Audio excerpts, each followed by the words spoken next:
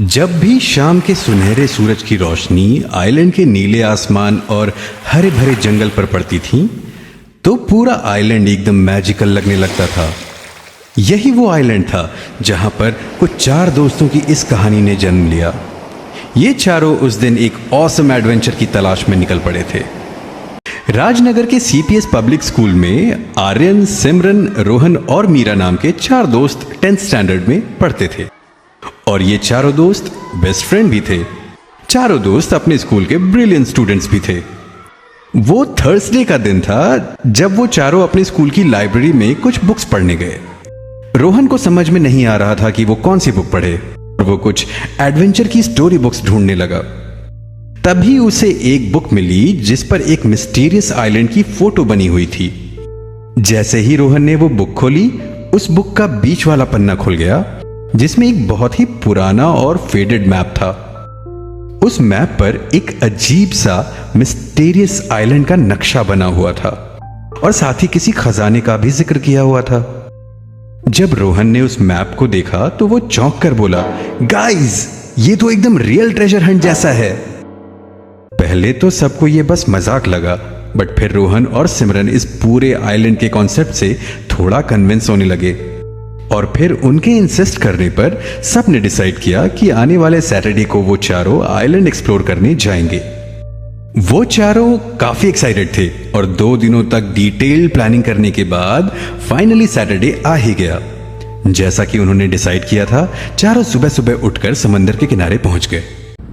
वहां उन्होंने एक छोटी सी बोट ली और समंदर में निकल पड़े। सिमरन के पास एक मैग्नेटिक कॉम्पस था जो उसे उसके लास्ट बर्थडे में उसके दादाजी ने गिफ्ट किया था। इसी कॉम्पस की हेल्प से वो डायरेक्शन फॉलो कर रहे थे। लेकिन उस दिन समंदर भी बड़ी खेल कूद के मूड में था। समंदर की लहरों में मस्ती थोड़ी ज्यादा ही बढ़ी हुई थी, पर ये चारों दोस्त इतने एक्साइटेड थे कि उन्हें ये सब छोटी मोटी दिक्कतें लग रही थी। खैर, जैसे ही वो धीरे धीरे आइलैंड के पास पहुंचने लगे, उनकी एक्साइटमेंट और नर्वसनेस थोड़ी बढ़ने लगी। चलते चलते उनके रास्ते में एक बड़ा सा रॉक आया और जैसे ही उन्होंने उस रॉक के साइड से बोट निकाली, उनका दिल धड़क उठा। सामने एक बहुत ही खूबसूरत ट्रॉपिकल पैराडाइज था जहां घने जंगल, खूबसूरत झरने और सफेद रेत के बीचेस थे। वो चारों हद से ज्यादा खुश और एक्साइटेड थे। बोट को किनारे पर लाकर वो चारों जल्दी से कूदकर उस आइलैंड पर उतर गए। सबसे पहले उन्होंने डिसाइड किया कि वो चारों मैप पर दिए गए निशान का पता लगाएंगे। मैप पर बना हुआ निशान उन्हें एक घने जंगल की ओर लेकर जा रहा था। वो चारों आगे बढ़े और जंगल में एंटर करते ही उन्होंने कई चैलेंजेस को फेस किया। जंगल में काफी अंधेरा और तेज हवाओं ने रास्ते को और भी मिस्टीरियस बना दिया था। मीरा ने सबको सावधान करने के लिए कहा, गाइस, हमें बहुत ही अलर्ट रहना होगा। हम यहाँ पहली बार आए हैं और यहाँ पर सब कुछ बहुत ही अनप्रेडिक्टेबल है। सबने उसकी बात से अग्री किया और एक साथ चलने लगे। तभी उनके रास्ते में एक बहुत ही तेज धार वाली नदी आ गई। आर्यन ने नोटिस किया कि आसपास में बहुत सारी पुरानी ट्रीज की टूटी फूटी टहनियां थीं। उन टहनियों को साथ लाई हुई रस्सियों की मदद से जोड़कर उन्होंने एक ब्रिज बनाया और थोड़ी मुश्किलों के बाद उस नदी को क्रॉस कर ही लिया। साथ ही उन्होंने ये भी रियलाइज किया कि टीम वर्क और करेज से हर चैलेंज को आसान बनाया जा सकता है। एनीवेज, वो आगे बढ़ने लगे। जंगल की गहराइयों में आगे बढ़ते हुए उन्होंने देखा कि एक बड़े से और पुराने से पत्थर पर कुछ अजीब से निशान बने हुए थे। सिमरन ने उन्हें समझने की कोशिश की और कहा, ये सिंबल्स शायद हमें ट्रेजर की लोकेशन का इशारा कर रहे हैं। बाकी चारों ने भी उन सिंबल्स को डिकोड करने की कोशिश की। रोहन ने अपने स्मार्टफोन की भी मदद लेने की कोशिश की, लेकिन नेटवर्क न होने की वजह से कुछ हेल्प मिल नहीं सकी। तभी अचानक से मीरा का पैर पास में पड़े एक छोटे से पत्थर से टकराया और एक हल्की सी हवा के साथ उस बड़े पत्थर में एक हिडन दरवाजा खुल गया। वो चारों अब एक्साइटेड तो थे ही, लेकिन नर्वस भी हो रहे थे। फिर भी उन्होंने उस डोर में जाने का डिसीजन लिया और अंदर चले गए। अंदर जाने पर एक काफी पतला सा टनल था जो उन्हें उस आइलैंड के बहुत ही गहरे हिस्से में लेकर जाने लगा। टनल अंदर से बहुत ही डार्क और मिस्टीरियस लग रहा था। वहां उनकी अपनी आवाज भी काफी गूंज रही थी और हल्की सी हवा भी इन्हें चौंका दे रही थी। कभी उन्हें अननोन शैडोज दिख रहे थे, जिससे अब वो थोड़े डरने भी लग गए थे। पर अपनी स्ट्रॉन्ग डिटर्मिनेशन की वजह से वो आगे बढ़ते रहे। मीरा ने धीरे से बोला, मुझे थोड़ा डर लग रहा है और हम सबको सावधान रहना चाहिए। वो चारों सावधानी से चलते रहे और टनल के अंत तक पहुंच गए, जहां उन्होंने एक बड़ा सा अंडरग्राउंड तहखाना देखा।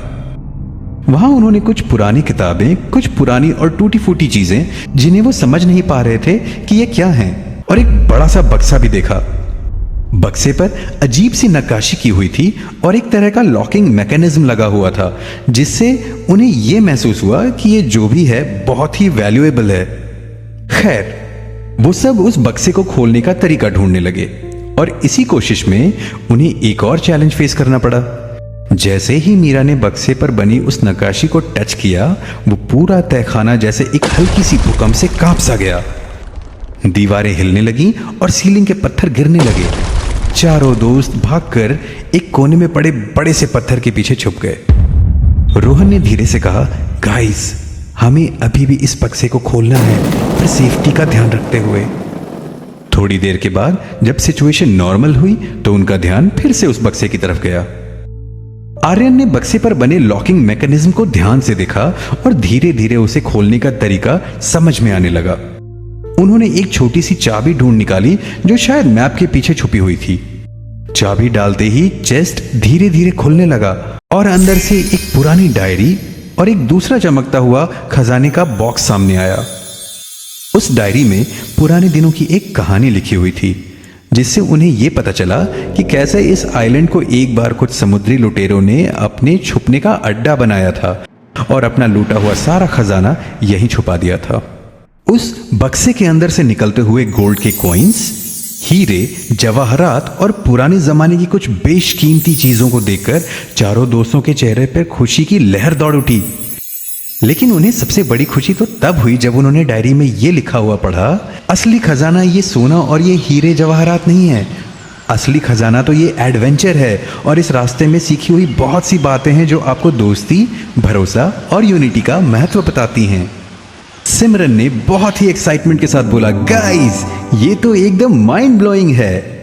चारों दोस्तों को यह एहसास हुआ कि इस एडवेंचर ट्रिप ने उन्हें सिर्फ ये खजाना ही नहीं दिया, बल्कि उनके अंदर का साहस और दोस्ती को भी पॉलिश किया है। अब वो वापस लौटने के लिए बोट की तरफ जा रहे थे। अब उनके चेहरों पर एक सेटिस्फैक्शन की स्माइल थी। आर्यन ने बोला, ये एडवेंचर हमारे जीवन का सबसे यादगार हिस्सा रहेगा, हमेशा के लिए।